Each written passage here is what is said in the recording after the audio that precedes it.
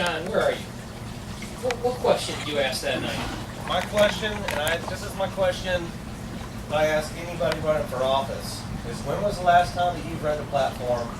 What do you not agree with and why? There's over 300 planks on the platform. I'm not going to agree on all of them. That's a simple question, isn't it? Have you read the GOP platform? I was at the convention 2 years ago when we crafted it, and I struggled with the Texas solution. I don't like, and this is my issue with our mutual friend. I don't like the Texas solution because it leaves the border wide open and grants amnesty. And I said, you do amnesty with open borders, along with the DREAM Act. These entitlements will create this, as Russ Perot said, this giant sucking sound. And that is what is happening right now. We're going to have over 500,000 that we identified illegals come into Texas, the United States through Texas this year alone, 500,000. And Major General John Nichols said, for every one we catch, there are between 3 and 5 that we're not catching. So it may be 1.5 million, it may be 2.5 million. They're going to come into the United States through Texas. So on that evening, I said, I read it, phoned up on it just 2 weeks earlier because I was a guy that one of the other guys in the race was on Raging Elephants Radio and was asked about it. I said, I'm going to read through it again. So that night I said, yeah, I read it recently, but I struggle with the Texas solution. I really believe that we need to close the borders before we look at doing any kind of guest worker program. We had an effective guest worker program in the 50s. It was the Democrats that killed it. Cesar Chavez is a PAF, the AFL-CIO, killed the guest worker program in Texas. Now we've got to secure the border. Once we secure the border, then we can look at putting a guest worker program in place. But if the Democrats and Eric Holder want to use the word comprehensive immigration reform, it simply means we're going to continue to leave the borders open. We cannot afford to do it. We have a facility up in Conroe. It's the Joe Corley unit. When illegals come across the border and they turn themselves in, they're sent all over Texas. A bunch of them wind up in the South Padre Island facility. The overflow to that unit is the Joe Corley unit up here in Conroe. 1,500 bed unit, 1,522 bed unit. 1,000 of them are illegal aliens. Ready for this? 60% of that 1,000 are released through the back door into Conroe every 2 months, 300 a month. It will bankrupt Texas. I was big time involved with Katie and Connor when they were growing up and we were at Woods Edge, going down to Mexico, Ranos, and different places where we built homes, we built schools, where the church would feed the hungry, clothe the naked. That's what the church should be doing, right? The northern states of Mexico it's a failed area now. It's not sovereign anymore. It's really run by the drug cartels. And we know now that there is an agreement between Belize, Honduras, Guatemala, El Salvador to work with Mexico with these 72-hour visas where they're allowed now, with Mexico's blessing, which this never existed before. The southern border of Mexico was always sealed shut. And if you tried to cross and you were caught, you were beaten within an inch of your life. Now, they freely move through the north through Mexico. When they hit the northern states of Mexico, the cartels, the drug cartels, funnel them towards the Rio Grande Valley. And so you heard about this troop surge. That only included the Rio Grande Valley. It still leaves 380 miles completely open. And so we overwhelm DPS and the Texas State Guard in the Rio Grande Valley, while 380 miles is wide open. And that's where the bad guys come in. That's where Al-Qaeda, Hamas, Al-Shabaab terrorists are coming through. That's where the drug cartel is coming through. That's where human traffickers bring their cargo through. young men, or young girls and young boys. That's where so you've probably heard too about this thing called the William Wilberforce Law that George Bush signed into law in the final few months that he was there. Democrats and Republicans came together on this because they wanted to make sure that unaccompanied minors that came across the border that were there for human trafficking would not be kicked out of the country, would then, go back to be persecuted. We wanted to give them asylum. That's not who's coming across the border right now. The 5 and 6-year-olds are coming across with their moms and dads, or with their mothers, or with their fathers. 80 to 85% of the unaccompanied minors that are coming across the border now, 15, 16, 17-year-old boys, gang members.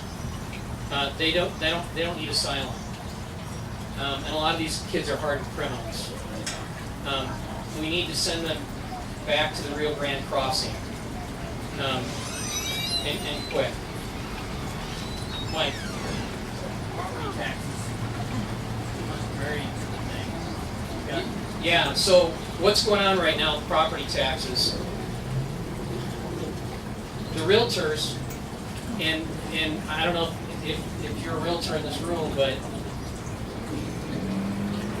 the realtor lobbying group in Austin is working hard at any effort that we have been trying to make and gain ground on trying to eliminate the property tax. And they're going to tell people, hey, if you eliminate the property tax, sales tax is going to be 19.8%.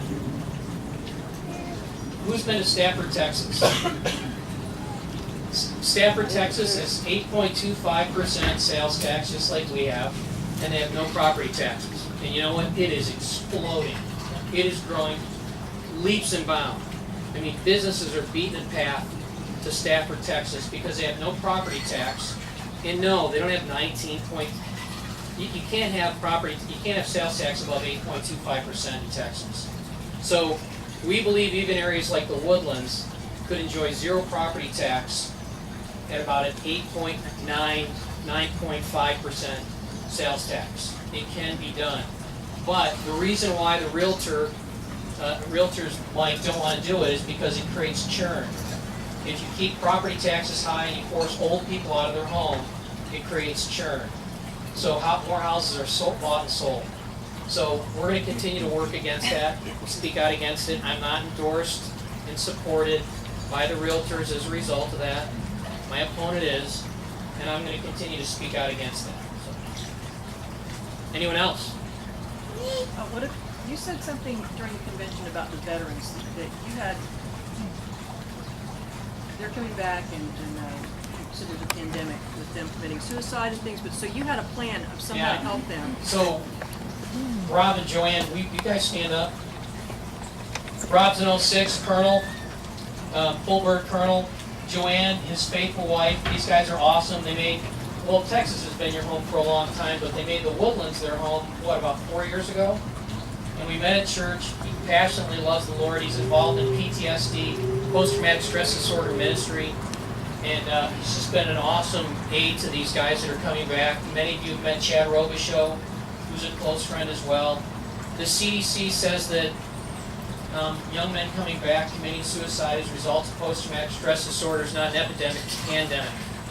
The number that are taking their lives. When they get off the plane, they lose their sense of mission, they lose their sense of identity, they lose unit cohesion, and they lose their job as soon as they get off the plane coming back from Iraq or Afghanistan.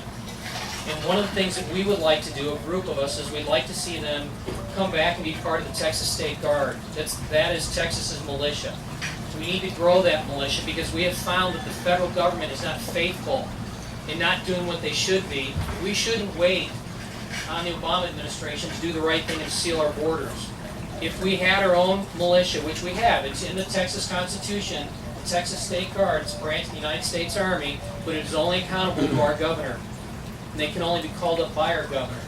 But the problem is we just don't have enough guys in the Guard right now. And I think we can take these young guys coming back from Iraq and Afghanistan, put them in the Texas State Guard, you put them home for a month, you put them on the border for a month. Home for a month, on the border for a month. We pay them, while at the same time too, we're triaging them, trying to find out how they're doing, how they're reintegrating, and if they need counseling, if they need a sense of community, if they need spiritual help, emotional help, we can give it to them. While at the same time securing the border. They'll know a greater sense of mission securing their homeland than they do over in Iraq or Afghanistan, where a lot of these guys will say over and over again, I have no idea why I'm over here. So, yeah.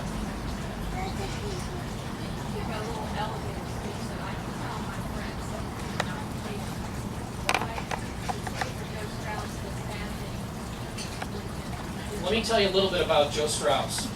And modern politicians are going to say, I took the inside path. That's why I voted for Joe Strauss. There is no such thing as an inside path. As I shared with you earlier, we have a 2/3 majority in the Texas House. And yet 2/3 of the legislation that goes through the House is Democrat legislation. So if you want to be on Joe Strauss's team, so you can be on a good committee, that's great, but you'll never get any legislation, conservative legislation passed. And I'll tell you a quick little story. Van Taylor did not support Joe Strauss. So Joe punished him by putting him on a bad committee, as I was punished by being put on criminal jurisprudence. 2/3 of the legislation that goes through the House is criminal jurisprudence committee. You're up till 4 or 5 o'clock in the morning hearing bills. It is grueling. Van, 2 sessions ago, wants to pass a piece of legislation. This is early on in the electronic media age of it was still legal to download kiddie porn in the state of Texas. And so Van creates a piece of legislation to make it illegal to download kiddie porn. Who would vote against that? Joe Strauss would not let that out of committee. So Van took the bill, turned it into an amendment. That's what I did with the reason I got so much legislation passed this year is I turned 80% of it into amendments, and then you just tack it onto a bill on the House floor. You find out if it's germane to the bill. If it is, the whole House votes on it. You don't get any credit for it, but you still get it passed. So Van went to the Chris, the House parliamentarian, and said, Chris, here's the amendment, here's the piece of legislation. Is this amendment germane to the bill? Chris said, yes it is, and Van said, look, this is really critically important. Take the night, look at it, study it. I want to make sure that, Chris, that you really believe that this is germane to the bill. Chris came back the next morning and said, yes, it's germane. Van went to the floor, introduced his amendment. A Democrat went to the back mic, called a point of order on it. Can you imagine calling a point of order on a piece of legislation like that? That you could go back to your voters and say, I killed the kiddie porn bill? But a Democrat did it. Everyone went down front. Joe Strauss huddled with Chris, the parliamentarian. After 30 seconds, Joe walks to the front mic and says, point of order sustained. That means that amendment went down. That will tell you the kind of person that Joe Strauss is, in a nutshell. He makes John Boehner look like Ted Cruz. He is not a conservative. He is a Republican in name only. I hate to use that expression. But this guy is as liberal can be liberal. There was a deal this year. We did not get any Second Amendment legislation through the Texas House. We did not get any pro-life legislation through the House, even though Joe Strauss is going to take credit for the sonogram bill and he's going to take credit for the fetal pain bill. He did everything he could to kill both those bills. Everything he could to kill those bills. The agreement with the Democrats was these 55 Democrats and these 30 liberal Republicans was, Second Amendment legislation, pro-life legislation through the 83rd session. That was the agreement, and Joe Strauss held to it. He is not on our side. He is not a conservative. We went to the polls. I could ramble all night about this. I apologize. I need to do one more. And we went to the polls. What's that? And I want to tie that to Brandon, because I remember 4 years ago when Brandon, we told him at the Tea Party, do not vote for Joe Strauss. And he's like, well, I need my committee. I'll have more power with the committee. We said, we don't care about the committee. You don't have any more power. I'll give you an example. Understand. He had 42 bills that went through his committee this year, the Federalism Committee. Did one of those bills become law? Federalism is about protecting states' rights, state sovereignty. There were 42 really decent pieces of legislation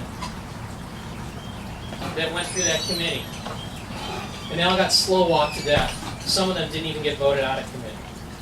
But the last thing, May 29, 2012, we all went to the polls in Texas during the primary. And we voted on a resolution the budget should not grow any faster than population adjusted for inflation. Remember that?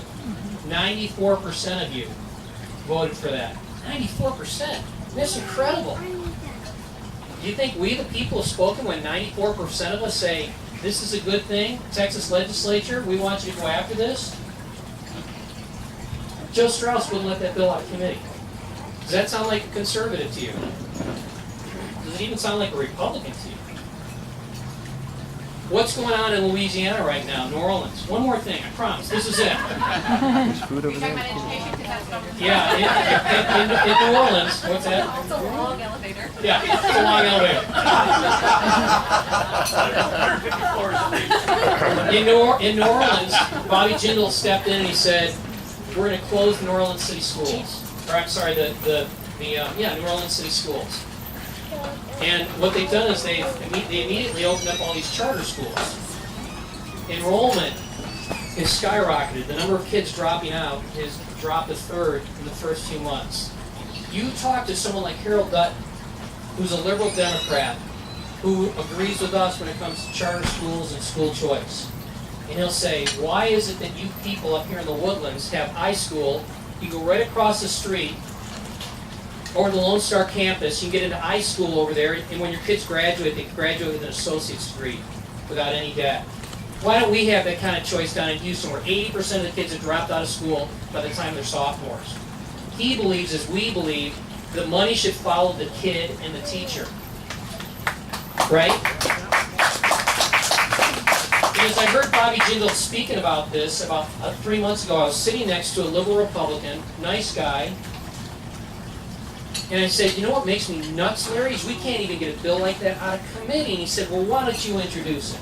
I said, Larry, I've tried. We had a bunch of bills like that we could not even get out of committee because of Strauss. And he was just totally offended because he's a Strauss lieutenant. I'm telling you, they have put, these people that support him have put their loyalty towards him above their values and their worldview. And we've got to get rid of them. There's no such thing as an inside path with Joe Strauss. There's just not. Do you think Scott Turner's going to have a good chance against him? If enough people do the right thing, Allison, yeah, I do. We only need about 25 to 30 people to stand up and say, when Scott goes to the floor, I'm voting for him. And then you're getting close to this tipping point of 40, 45, then, because now you're going to have another 15 or 20 that are going to be like, man, I'm going to be humiliated if 30 conservatives vote for Scott and I don't.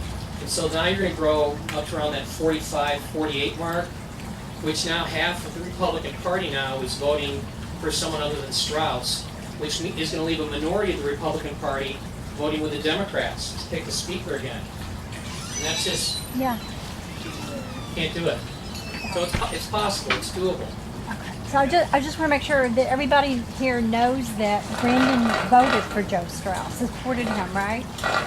Yes. So I mean, I don't know if everyone's aware of that, but that's important to know, to tell friends. Anybody else have any questions? I do. Okay, yes, please. I have a question. Almost half of our state budget goes to. What I No. It's about a third, but we're going to spend more money actually on Medicaid next session than we do on education. But you've got a point about education. What is it? Well, I just want to know whether there would ever be true accountability for So the cost of education index. This is just a real quick thing. The cost of education index. This is the money. This is Robin Hood. And this is the money. So if you're a school in West Texas, you're going to get more on a per pupil basis than we get in the Woodlands because we've got a higher tax base here in the Woodlands than they do way out in West Texas, and they want to be able to encourage teachers to go out there and teach, right? So we've set up this thing called the cost of education index so that school districts have the money to be able to employ good teachers and attract them out there. $5 billion this year in cost of education index money will be used for anything but teachers. It will be used for Jumbotron scoreboards. It will be used for AstroTurf. It will be used for buildings, you name it, but it will not be used in the classroom. What's that? Beaumont. Beaumont, oh man, yeah, Beaumont Independent School District, yeah. So, here's the deal. Over 1,000 ISDs in the state of Texas. Over 1,000. You know how many use all their cost of education index money in the classroom? 5. Conroe Independent School District is one of them. In fact, Conroe uses 101% of CEI money in the classroom, which is it's commendable on their part. Don Stockton. But some of them use as little as 70% of their money actually in the classroom. It goes towards who knows what. It's unbelievable. And there's no accountability whatsoever. And every time we try and put some kind of accountability structure or any kind of transparency in, the liberal Republicans and the Democrats kill it as a favor to city and county government. The strongest lobbying group in Texas is the city and county government lobby. They use your tax dollars to give money to lawmakers to work on their behalf and against you, we the people. It's ridiculous. Hey Steve, can you talk real quick about debt? Yeah, we have no debt. Well, that's what you've heard, right? Texas has no debt. We have no debt. So, all of our debt, Texas wears a girdle, a really good girdle, and it shoves it all down really low. We don't have any debt at the state level because what we do is we take more responsibility and we push it down to county and city government year after year after year. And we make ISDs, we make counties take the debt. This year we had a fight on the House floor because the state of Texas wanted to push maintaining all the state roads down to the county government to make them take care of it. Texas had an $8.8 billion surplus, state surplus in the 83rd session. We're going to have a $10 billion surplus this time, and we're still trying to offload more responsibility and push it down to county government so that the state legislators can look good and not have any debt. Meanwhile, on a per capita basis, who has more debt than us? New York only. New York only now. On a per capita basis, we actually rank number 3 in total debt. We have debt. We've got a tremendous debt problem in the state of Texas. That's the truth. Don't let anyone kid you about it. We're rolling the same way New York, Illinois, California have gone. We've got to stop it now. And there's time. There's time because by God's grace, because this oil and gas revenue that's coming in, we can fix it. There's still time to fix it. That's the really good news. That's the exciting thing. But we'll never fix it if we're not educating the people of Texas about the problem, the enormity of the problem, so that we can still get it while there's time.